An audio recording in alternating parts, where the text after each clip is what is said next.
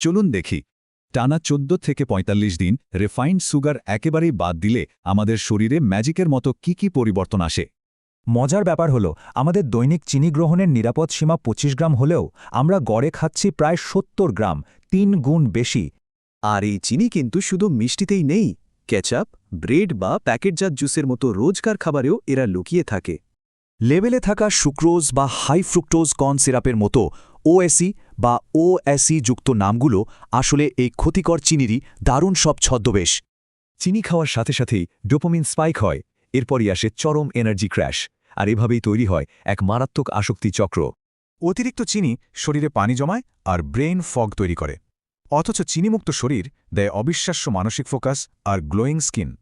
শুধু তাই নয়, দাঁতের ১২টা বাজানোর পাশাপাশি ডায়াবেটিস, পিসিওএস বা ক্রনিক ইনফ্লেমেশনের মতো ভয়ঙ্কর সব রোগের ঝুঁকিও বাড়িয়ে দেয় চিনি।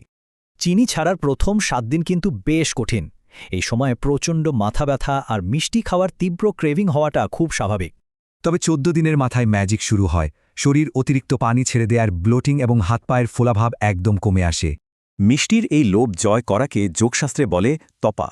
এর ফলে আমাদের ভেতরে অসাধারণ এক মানসিক শৃঙ্খলা আর স্বচ্ছতা তৈরি হয়। আর স্কিন, চিনি বাদ দিলে কোলাজেন উৎপাদন বাড়ে, ত্বকের ইলাস্টিসিটি ফিরে আসে আর ব্রণের সমস্যা জাদুর মতো গায়েব হয়ে যায়।